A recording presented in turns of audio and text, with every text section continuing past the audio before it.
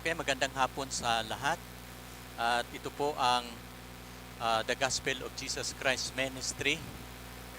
Ako'y humingi ng sorry sa lahat ng mga viewers ko na ngayon lang ako makapagre-record uli. Pero napakagandang paksa po ang ating tatalakayin ngayon. May kinalaman sa prophecy patungkol sa panahon.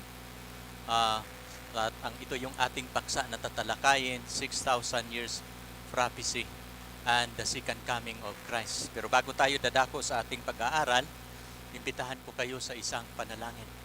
Tayo po'y manalangin. Dakila naming Diyos, Ama naming banal. Panginoon, sa oras pong ito, muli po naming ilalapit sa inyo ang topic na aming tatalakayin. May kinalaman po sa prophecy patungkol sa panahon. At aming pag-aralan sa hapon pong ito, ang 6,000 years prophecy. At umaasa kami, Panginoon, dadalhin mo ito, ang mensaheng ito sa buong mundo, buong sanlibutan. Naway magbubunga ito ng maraming kaluluwa. Magmamartsa patungo sa inyong kaharian. At nang makikita nila ang panahon na kanilang ginagalawan ngayon, ay napakaiksi na lang sa panahon, sa taning na binibigay ninyo sa kasalanan. Umaasa kami, Panginoon, na inyong pagpapalain ang aming bahagi. Pinapanalangin ko ang kapangyarihan ng banal na Espiritu Santo na siyang mga ngasiwa. Lukuban mo kami ng inyong kapangyarihan. Lalo na ang aming equipment ngayon. Mayroong problema konti ang aming lapel. Pero, Panginoon, pinapanalangin namin. Maaring ito yung huling paksa na matatapik ko patungkol sa prophecy na mamumulat ang mga tao. At umaasa ako, Panginoon, na inyo itong gabayan, pangungunahan, pagpapalain. Pagpapalain din ninyo ang aking bahagi sa paksang ito.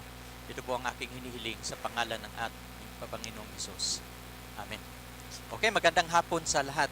Sa lahat po na manonood sa bidyong ito, aking ina-advise o ini-encourage na panoorin ninyo ito hanggang matapos. At pagkasunod sa topic kong ito, mayroon pa akong isang topic na itatalakay din, 7,000 years pattern. Kung gusto ninyong panoorin sa YouTube, sino ang mga Adventist na nag-topic nito, mayroon pong 3 na inyong mapapanood. Una, si Dubat Silor. Mapapanood po niya yung 6,000 years at saka yung 7,000 years pattern. Hindi po ako ang unang nagtatopic nito. Pangalawang, kung gusto ninyong mapapanood ang isa pa naming pastor na siya po'y North American Division Director, si Idred. Ang pangalan niya Idred, ang topic niya, Great Prophetic Timeline. Itatype po ninyo yan sa YouTube, Great Prophetic Timeline. At sa sunod kong paksa, akin namang tatalakayin yung 7,000 years pattern, ay ang nagtopic din sa 6,000 years, isa pa, si Jeremiah Davis. Itong 3 pastor, ito yung pinagkukunan ko sa aking deliberation ngayon. Pero ang version, Filipino version po itong aking ginagawa. At kung ating pag-aralan ang 6,000 years, nasa Biblia po ito. Ito po ay may prophecy, may kinalaman sa panahon. Kailan ba magwawakas itong kasalanan? Kaano ba katagal magpa-prosper o pahintulutan ng Panginoon ang kasalanan?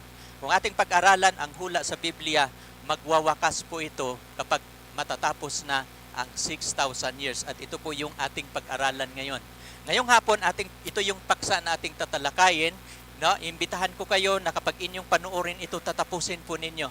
Hindi po ninyo maintindihan, hindi po ninyo malalaman kung ano na kaiksi ang panahon hanggat hindi ito matatapos. Pero sa aking pag-aaral, sa ating pag-aaral, mayroon akong mga segue bago natin tatalakayin yung tamang panahon, dahil mayroon akong mga itinuturo sa inyong mga prinsipyo.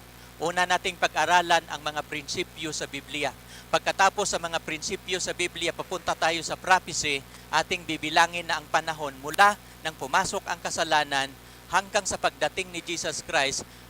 Eksakto po yan, 6,000 years. At kung inyong pag-aralan ang Revelation 20, na mayroon 1,000 taon, sabat po yun sa ating planeta. Ang kasalanan, bibigyan lang ito ng Panginoon ng 6,000 at 1,000 sabat sa planeta, at ang mga banal mag-participate ng 1,000 years millennial judgment sa langit, at pagkatapos sa millennial judgment, i-execute niya, papatayin niya ang lahat ng mga makasalanan, tatapusin niya ang kasalanan at lahat ng mga makasalanan, kasama na doon susunugin si Satanas. Tunghayan ninyo ito hanggang matapos at inyong maintindihan. No, ating pag-aralan mga kapatid, ang Biblia naglalaman po ito ng hula patungkol sa panahon. Tandaan ninyo, ang Biblia naglalaman po ito ng hula patungkol sa panahon at atin itong tatalakayin ngayon. Saan po natin mababasa, Brother John? Sa Revelation 12, verse 12, ito po yung nakasulat. Kaya magagalak kayo o mga langit, kayong nagsisitahan dyan, no? Sa aba ng lupa at ng dagat, sapagkat ang dyablo bumaba sa inyo, na may malaking galit sa pagkakaalam niya na kaunting panahon na lamang mayroon siya. Kaya nga nang natapos ang digmaan sa langit, sabi ng sigaw, magalak kayo o mga langit, kayong nagsisitahan dyan.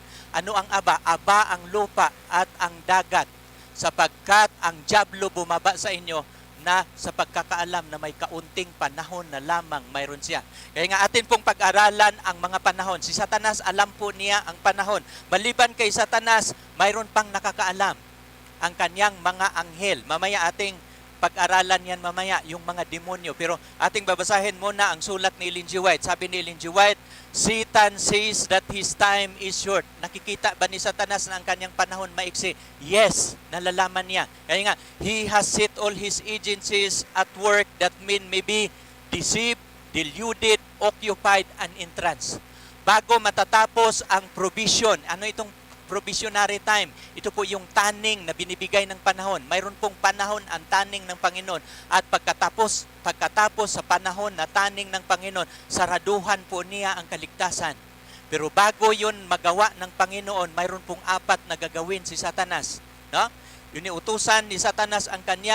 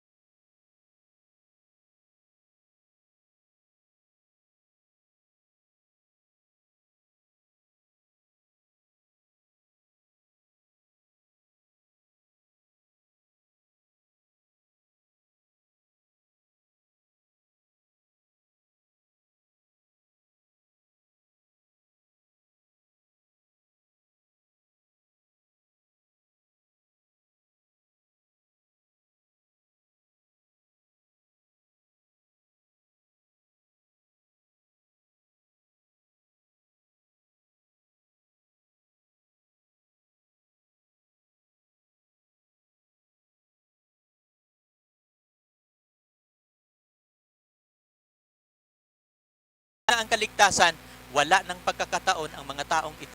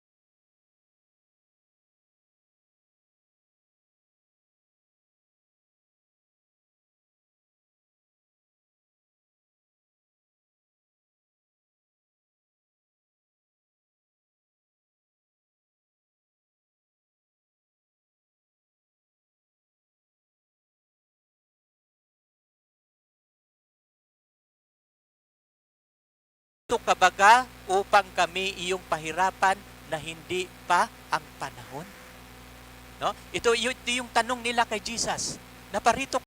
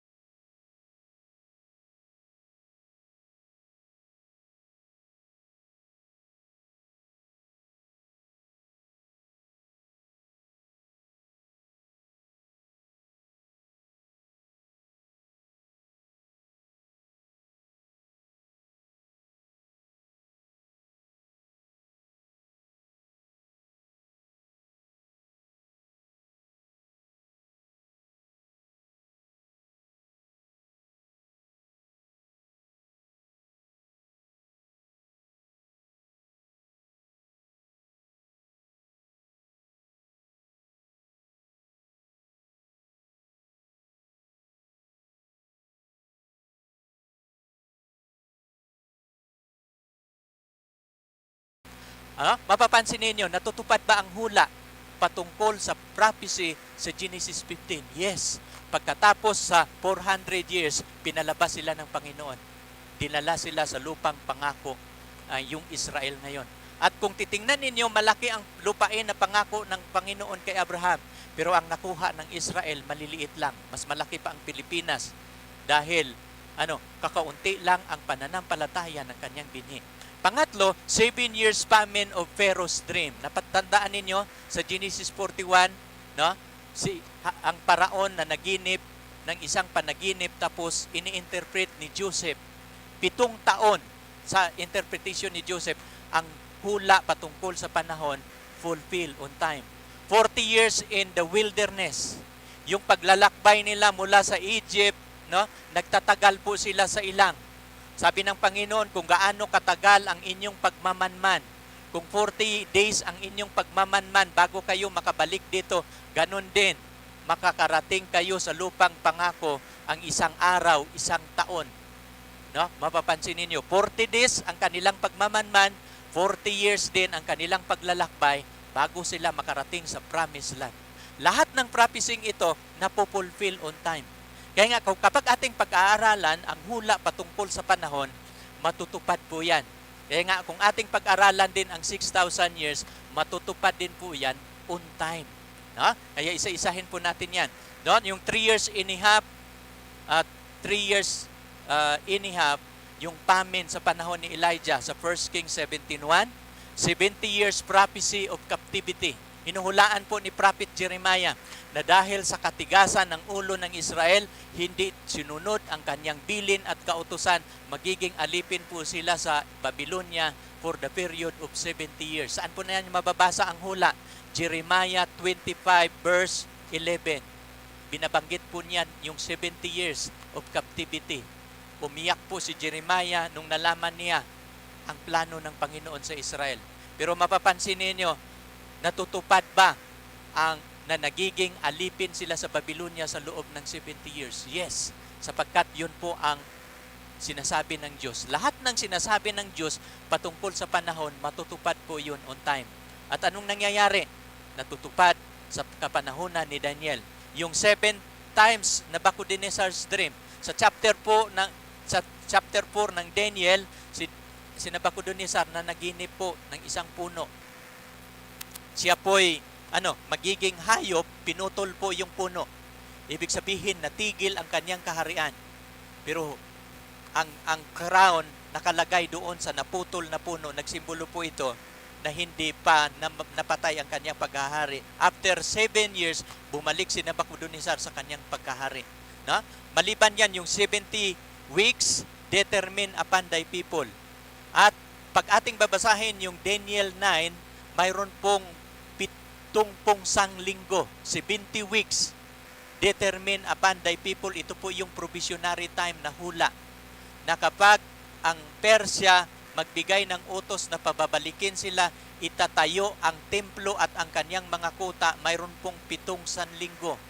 At mula nang matayo ang templo at ang kuta, mayroong 62 weeks unto the Messiah, the Prince. No? I-anoint po siya, bautismuhan po siya ni John the Baptist. At yung isang linggo, sa kalagitnaan ng isang linggo, mapako po si Jesus sa cross. At sa 34 AD, natatapos po ang 70 weeks prophecy, close of provision sa Israel. Lahat ng mga prophecy patungkol sa panahon, kapag titingnan ninyo ang Biblia, mapupulfill po yun on time. Kaya nga, ang ating pag-aaral ngayon may kinalaman sa panahon, kailan ito magpasimula at kailan matatapos. At kung ating inimbestigahan lahat ng nakasulat sa Biblia, anumang mga panahon na nakalagay sa Biblia, natutupad po yun sang-ayon sa sinasabi ng Panginoon at sa mga sulat ng mga propeta. Atin titingnan din ang pinakamahabang prophecy sa chapter 9 o sa chapter 8 ng Daniel, yung 2,300 years, 300 days prophecy. No? Ang itong 300 days prophecy, ang katuparan po ito, a day in a year. Kaya nga, pinakamahabang hula po ito. Ano po itong hula? May kinalaman po ito sa judgment, cleansing of the sanctuary. Ito po yung paglilinis sa santuaryo sa langit. Ano pong sinisimbuluhan sa paglilinis sa santuaryo sa langit? Ito po yung judgment, investigative judgment sa langit na magpasimula. Bago darating si Jesus Christ, mayroong tinatawag na investigative judgment. At pagkatapos sa judgment, matatapos na ang sanlibutan, babalik na si Kristo upang kukunin ang lahat ng mga maliligtas. At marami pa. No? Pero ito lang ang ating ginagamit ng mga prophecy patungkol sa panahon, sapagkat sapat na po ito. Na ito po'y ating batayan kapag ang Biblia maghuhula patungkol sa panahon, matutupad po yan. No? Kaya ang ating Panginoon, pagkapagbabasahin natin ang Amos, no? Ano bang gagawin ng Panginoon sa atin? No? Pabayaan ba niya tayo na walang alam sa ating kapanahunan na ginagalawan? O ano ba ang sikreto ng Panginoon? Paano ba niya ipinahayag ang kanyang mga sikreto na dapat nating malaman? Kung ating babasahin ang Amos 3:6, ito po yung nakasulat. Surely the Lord God will do nothing, but He revealed His secret unto His servant, the prophet. Sabi niya, sa totoo, wala daw ibang gagawin ang Diyos. Ano ang kanyang gagawin? Ipapahayag niya ang kanyang mga lihim. Kanino? Sa kanyang mga lingkod na mga propeta. Kaya nga, kung ating babasahin ang Biblia, marami pong nakasulat dyan. Pero isa sa aking natutunan sa pag-aaral sa Biblia, mayroon pong lihim ang Diyos. At kung mayroong lihim ang Diyos, ipapahayag po ito sa kanyang lingkod na mga propeta. Kung gusto po nating pag-aralan ang mga panahon, ating titingnan lang po ang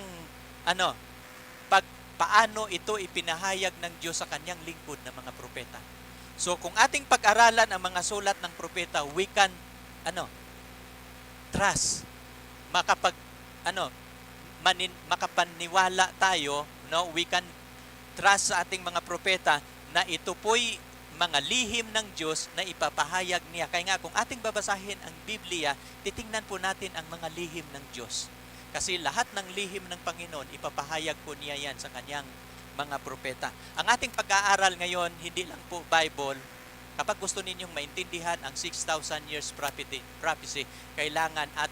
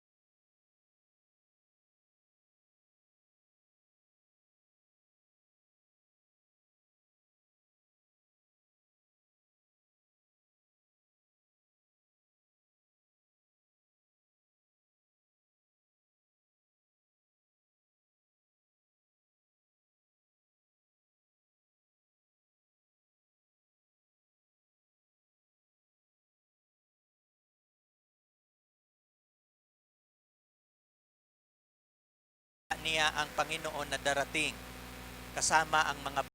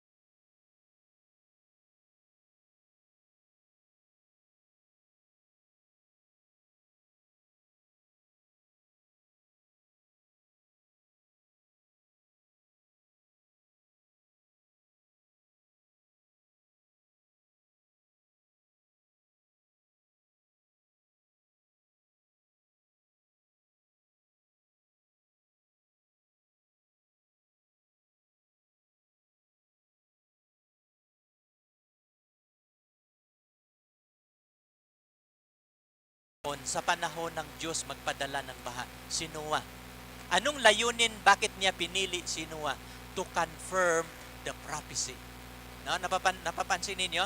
Ito po yung prophet time, ito po yung tinatawag na prophet time application. Kung mayroong hula ang isang propeta at kapag matupad po yung panahon sa hula ng Biblia, another prophet will arise to confirm the prophecy. No? For example, magbibigay ulit ako ng halimbawa. Ang prediksyon ng Panginoon sa 400 years prophecy. No? Mapapansin ninyo, sino ba ang saan ipinahayag ng Panginoon ang prophecy ito? Kay Abraham.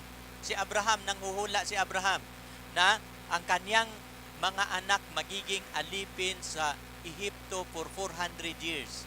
At natupad po yun. Saan po natin mababasa? Genesis 15 verse 13. Sa Genesis 15, sinabi ng Diyos, ang lupaing ito magiging iyo at sa iyong mga anak, pero loobin ko na ang iyong mga anak magiging alipin sa ibang lupain. At pagkatapos sa 400 taon, ang lupaing ito magiging mana ng iyong mga anak. Magiging iyo. Magiging iyong para sa iyong binhi. Napapansin ninyo, nang dumating yung 400 years, natutupad ba ang hula patungkol sa panahon? Yes. At sinong propeta ang pinili ng Panginoon na nagiging contemporary prophet? Kapag mayroong isang propeta na nanguhula sa panahon, kapag matutupad yung panahon na hinuhulaan, mayroon pong babangon na tinatawag na contemporary prophet. Na ito po yung prophet time application. No?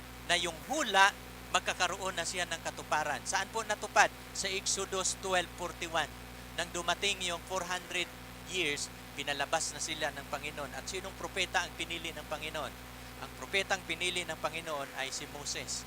Na mapapansin ninyo, dito tayo sa the Babylonians exile prediction.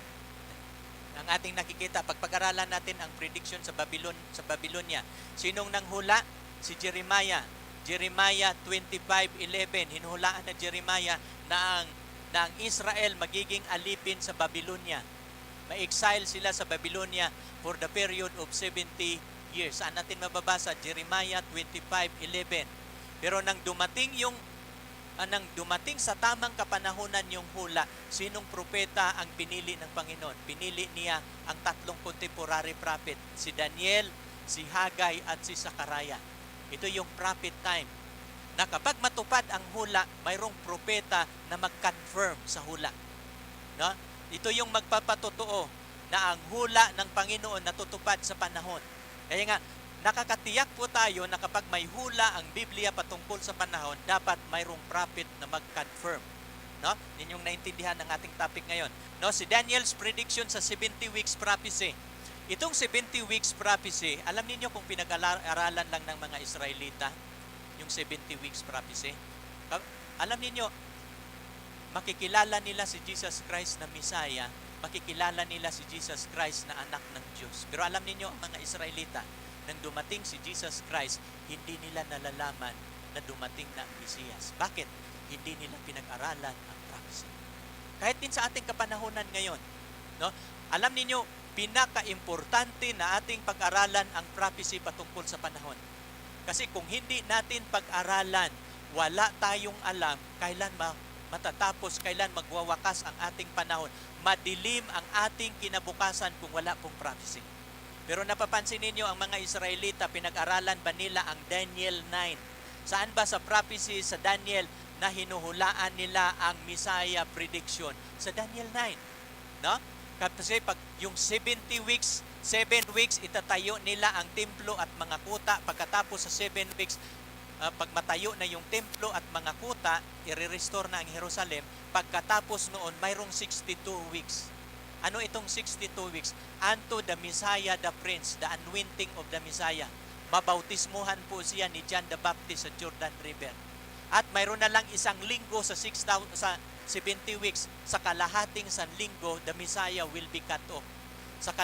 Kaya nga sa 31 AD, napako si Jesus Christ. Pero itong prediction ni Daniel, walang alam ang mga Israelita, hindi nila alam ang panahon. Bakit? Hindi po sila nag-aaral sa prophecy patungkol sa panahon. Alam ninyo, tayong mga Seventh-day Adventist, nag-aaral tayo sa prophecy dahil nakaraan na. Nakalipas na. Kaya nga ang ating pag-aaral sa prophecy, on time, akma, alam ninyo, nang pinag-aralan ko ito, bakit hindi natin pag-aaralan ang panahon na darating? Bakit ang ating pag-aralan na panahon yung nakaraan? Kasi ayaw natin na magkakamali. Pero kung ginawa ng mga Israelita na pinag-aralan nila na seryoso ang panahon sa prophecy, malalaman nila ang second coming of Christ. Ang first coming. Pero anong nangyayari sa Israel? Kaya nga ang nangyayari sa Israel, lesson po natin ngayon na ating pag-aralan ang panahon na hinaharap para malalaman natin ang eksaktong panahon. At kapag may hula, mayroong mag-confirm sa panahon na hinuhulaan. Sinong nag-confirm na natupad ang hula ni Daniel? Si John the Baptist. Si John the Baptist, siya po ang propeta na nag-confirm na si Jesus Christ ay Messiah. Pero pinaniniwalaan ba ng Israelita? Hindi. Bakit? Kasi ang bayan ng Diyos ngayon mag-aaral lang ng prophecy pag nakaraan na. Pero hindi sila nag-aaral pag parating pa. Kaya nga isang pagkakamali ng mga Israelita na hindi po nila pinag-aralan ang prophecy patungkol sa panahon. Kaya nga ito po yung dahilan na ang topic nating ito aking itinatapik sa inyo para malaman natin gaano katagal itong kasalanan wawakasan, gaano katagal ang kasalanan matatapos. At ito po ay may kinalaman sa prophecy sa 6,000 years. At ang Daniel's prediction sa 2,300 days, kailan po nagwawakas? Ito po yung mahabang prophecy sa 1844. No? Mapapansin ninyo, kaya nga dito isinilang ang Adventism sa prophecyang ito. Unto 2,300 days, then the sanctuary shall be cleansed. Pagkatapos sa disappointment, ang mga maliliit na pulutong nag-aaral uli sa propesya at nalaman nila na ang cleansing of the sanctuary, paglilinis ito sa santuaryo sa langit at wala pong kinalaman ito sa pagdating ng Panginoon. No? Kaya nga, dito, isa sa mga doktrina ng Seventh-day Adventist ay ang doktrina patungkol sa 2,300 days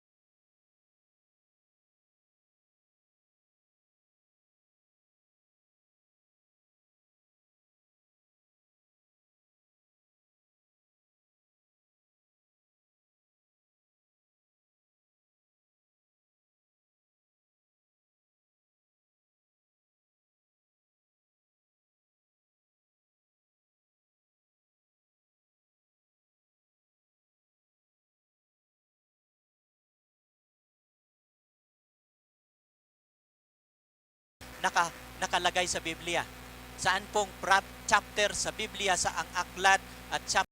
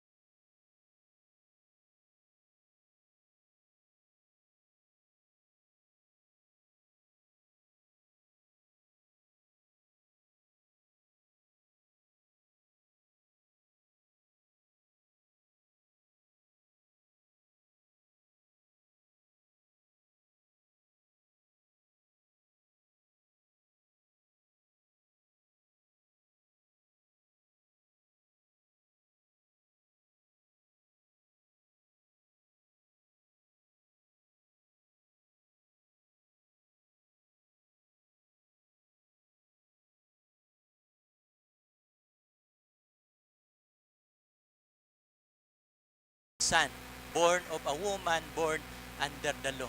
Mapapansin ninyo sa sulat ni Apostol Pablo, mayroon bang, ang kanya bang sulat dito, mayroon ding panahon na tinutukoy si Apostol Pablo. When the fullness, nang dumating si Jesus Christ, on time po yung kanyang pagdating. Ang kanyang kapanganakan, ang kanyang bautismo, ang kanyang kamatayan, ang kanyang pag-akyat sa langit, mayroon pong panahon na nakalagay po doon. O atin niyang maintindihan mamaya, no? Wag lang kayong kukurap, panoorin lang ninyo sapagkat isa-isahin po natin yan. When the fullness of time has come, mayroon bang panahon na binabanggit? Yes. God sent forth His Son. Ang ibig sabihin, ang Panginoon mayroon pong plano at na-reveal, po ito, pinapahayag po niya sa Biblia. Ito po yung pag-aralan po natin ang first advent ni Jesus Christ. Nang dumating po si Jesus Christ, tatanungin ko kayo, ilan sa mga tao ang nakakaalam nang siya ay dumating? Ha? Sa mga religious leaders sa Israel, ang relihiyong Israel, nalaman ba nila na si Jesus Christ ipinanganak? Nalaman ba nila na si Jesus Christ binabautismuhan? Nalaman ba nila na si Jesus Christ napako sa krus?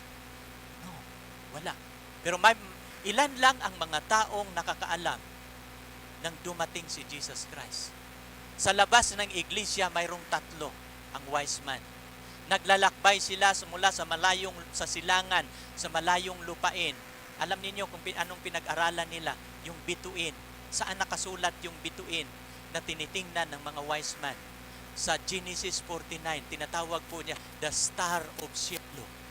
Lalabas ang star of cielo, at kapag lalabas itong star of cielo, ito po yung kapanahunan na ipanganak ang hari ng Israel. Nang nakikita po ito ng 3 mga wise man, nakikita, itong star na ito, wala ito dati. Sinusundan po nila ang star saan isinilang at gusto nilang sambahin ang Bisaya. Nalalaman ng mas mabuti pa nga ang sa labas. Ilan ang nakakaalam? 3. No? Nang tinitingnan ko sa internet ang topic patungkol sa 6,000 years, hindi lang ang Adventist ang nagtatopic nito, mayroon pang ibang mga religion. Sabi ko, tama ang Biblia. Kasi hindi lang ang Adventist ang nakakaalam, mayroon ding hindi Adventist na nakakaalam. Kaya pag titingnan ninyo yung 6,000 years prophecy, mayroon ding naghuhula, pero titingnan ninyo, ikukumpara, kasi iko-confirm ng propeta ang tamang prophecy patungkol sa 6,000 years. No? Sino lang ang nakakaalam sa loob ng iglesia sa kapanahunan na ipinanganak si Jesus Christ? Sa iglesia, 2 lang, si Simeon. At kung ating pag-aralan si Simeon, nag-aral po siya sa prophecy. No? Paano pinag-aralan ni Simeon? Kung ating babasahin yung Lucas, ito po si Simeon. Siya lang ang nakakaalam at si Hannah. 2 lang po ang taong nakakaalam maliban kay Joseph at kay Mary kasi pinili silang magulang. Pero ito si Simeon, nalaman talaga niya. Hinahawakan talaga niya ang Misaya. No? Sabi ni Simeon, sabi niya, ating babasahin ang Lucas 2:25 hanggang 32. Sabi niya dito, "And behold, there was a man in Jerusalem whose name was Simeon. And the same man was just and devout, waiting for the consolation of Israel." No, mapapansin niyo, naghihintay siya, no, sa consolation ng Israel, and the Holy Ghost was upon him. No, sabi niya dito, "And it was revealed unto him by the Holy Ghost that he should not see death before he had seen the Lord's Christ. And he came by the Holy Spirit into the temple. And when the parents brought in the child Jesus to do for his after the custom of the law." Kasi ang custom ng law, pagkatapos magbilang po sila ng 8 araw. Pagkatapos, ididedicate po nila sa templo. At alam ninyo, nang dinidikit si Jesus Christ sa templo, hawak-hawak ni Mary ang kanyang anak. Si Joseph naman, hawak-hawak naman niya yung turtle dove. Kasi sa kanilang panahon, kapag mahihirap, ay ang kanilang dadalhin hindi tupa, kundi kalapati. At nang hinawakan ng pare, dinala si Jesus Christ, dinala siya sa templo, hinawakan ng pare, no, at itinaas, at nanalangin ang pare. Pagkatapos kinuha niya yung 2 turtle dove kay Joseph, pati yung barya na hawak nila, at sabi ng pare, "Next." Pagkatapos, iba na namang bata, nakapila sila sa kapanahonan na yan. At alam niyo, habang si Mary at si Joseph pababa na doon sa templo, sinasalubong sila ni Simeon.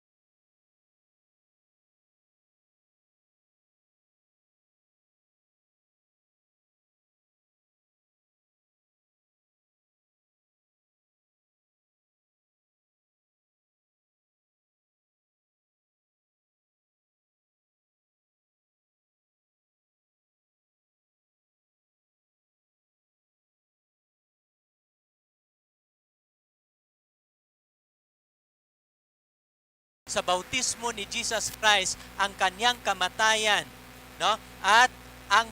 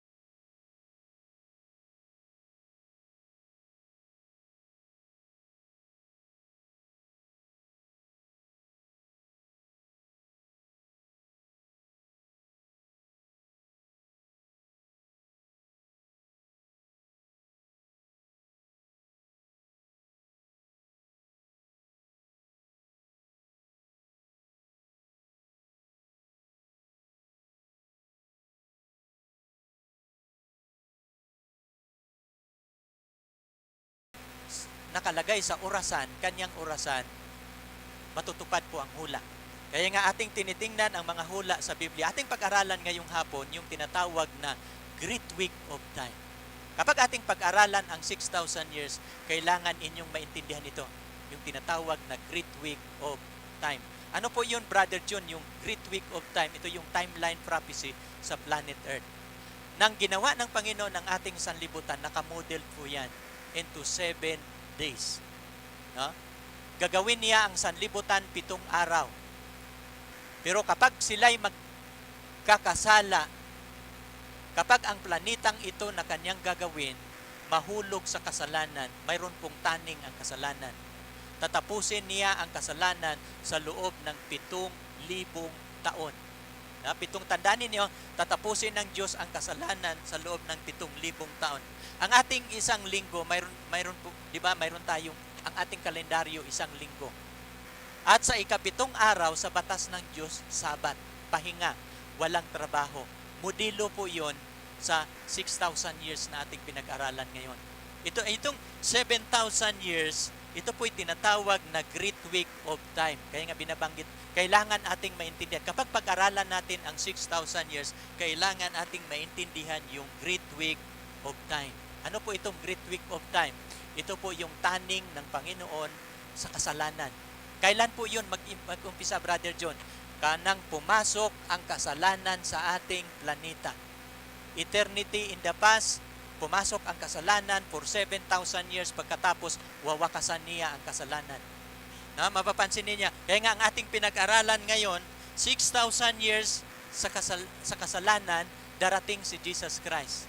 At yung 1,000 years sa Apokalipsis 20, Sabat po yun sa planetang Earth. At pagkatapos sa Sabat sa planetang Earth, saka nasusunugin si Satanas at ang mga makasalanan. Kaya nga ang ating sanlibutan, nakapattern po ito sa Creation Week. Ito po yung modelo, Creation Week is 7 days model. At patunayan ko po yan sa ating pag-aaral ngayon na ang ating sanlibutan, nakapattern po yan. At mamaya ating pag-aralan din ang 4,000 years, mula sa kasalanan, 4,000 years, mamatay si Jesus Christ. Abangan, huwag kayong kukurap kasi ating pag-aralan yan, matutunan po yan ninyo. At yung 2,000 years, ito po yung provisionary times na binibigay ng Panginoon sa mga Gentiles. Hindi ko alam kung kaano tayo katagal matatapos sa ating pag-aaral ngayon, pero kung kakaroon ito ng part 2, part 3 sa ating video, panoorin ninyo hanggang matapos, sapagkat napapansin ba ninyo ang 1,000 years sa Revelation 20? Ang 1,000 Revelation 20 na ano po yon? Mangyayari po yon sa dalawang pagkabuhay. Magpasimula ang 1,000 years, anong mangyayari? Mayroong pagkabuhay na mag-uli sa mga maliligtas.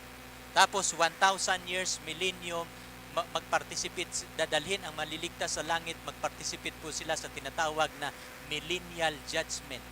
At pagkatapos sa 1,000 years, babalik uli ang Panginoon. Ano pa pagbabalik niya? Executive judgment, mabubuhay uli ang mga makasalanan.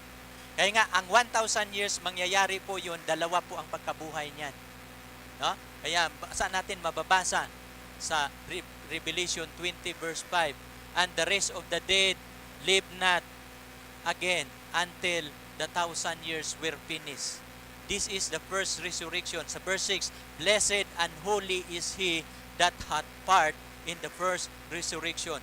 But this shall be praise of God and of Christ, and this shall reign with Him 1,000 years. Kaya nga, ito po yung, itong 1,000 years, marami po yung, ibig sabihin yan, Sabat sa planeta, paghatol sa loob ng 1,000 sa langit, at mayroon pong dalawang resurrection. Kapag magpasimula ang 1,000 years, mabubuhay ang mga patay. Bakit? Dumating si Kristo, dadalhin niya ang mga maliligtas sa langit.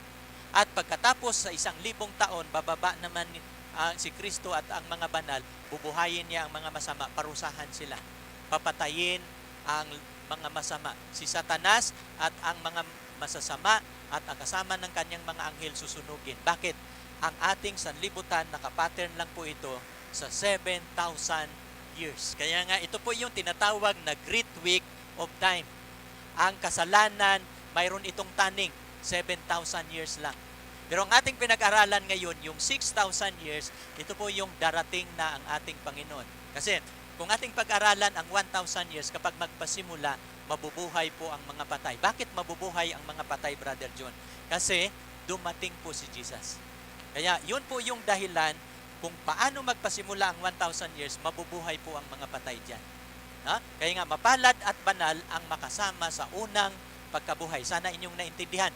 Dito na po tayo sa ating pag-aaral. Medyo mahaba ito kasi aking tinitiyak sa inyo na gusto kong inyong maintindihan ang prophecy sa Biblia patungkol sa 6,000 years. Biblical po ito. Kaya huwag kayong kukurap dahil malaman po ninyo gaano na tayo kaikli sa pagdating ng ating Panginoon. Ako na nagtuturo sa inyo, alam ko ang panahon kung kailan ang isaktong panahon sa prophecy. Kung hindi ito sinasabi ng Biblia, hindi ko ito paniwalaan. Pero ito po'y sinasabi ng hula sa Biblia. Huwag kayong kukurap. Tuloy lang ang inyong panunood hanggang inyong maintindihan ang paksang ito. Bago tayo dadako sa detalye sa pag-aaral tungkol sa 6,000 years, mayroon muna tayong kunting segue ngayon kasi gusto kong maintindihan ninyo kailan ba ginawa ng Diyos ang plano sa kaligtasan. No? Tungkol sa 6,000 years, bago natin pag-aralan yan, yung Great Week of Time, atin po munang pag-aralan ang mahalagang katanungang ito. Ito yung tanong na ating tatalakayin ngayon. Kailan ginawa ng Diyos ang plano sa kaligtasan? Kayong mga nanonood ngayon, yung plano sa kaligtasan, Brother John, kailan ba yan ginawa ng Panginoon? Ito yung tanong. Bago ang paglalang sa sanlibutan o pagkatapos magkasala ang tao? Kailan ba ginagawa ng Diyos ang plano sa kaligtasan? Nung nagkakasala na